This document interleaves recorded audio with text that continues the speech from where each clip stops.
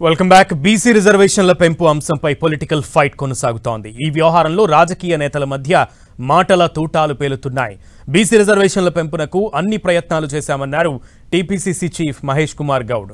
BC రిజర్వేషన్ల పెంపునకు BJP అడ్డుపడుతోందని ఆరోపించారు. రిజర్వేషన్లను అడ్డుకుంటున్న బీజేపీ మద్దతు తెలపని బీఆర్ఎస్ నాయకుల ఇళ్లను బీసీ నాయకులు ముట్టడించాలని సూచించారు మహేష్ గౌడ్.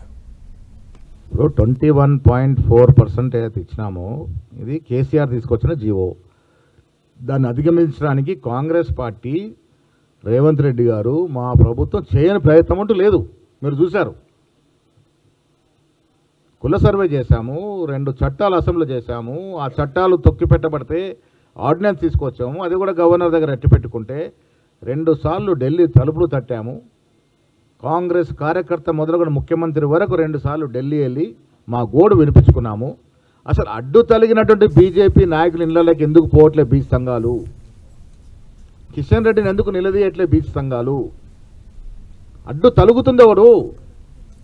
42% రిజర్వేషన్ కోసం ప్రయత్నం చేసింది ఎవరు? ఇది అడ్డు తలిగి నడ్డి విరిచింది ఎవరు కూడా మీకు తెలియకుంటే ఎట్లా?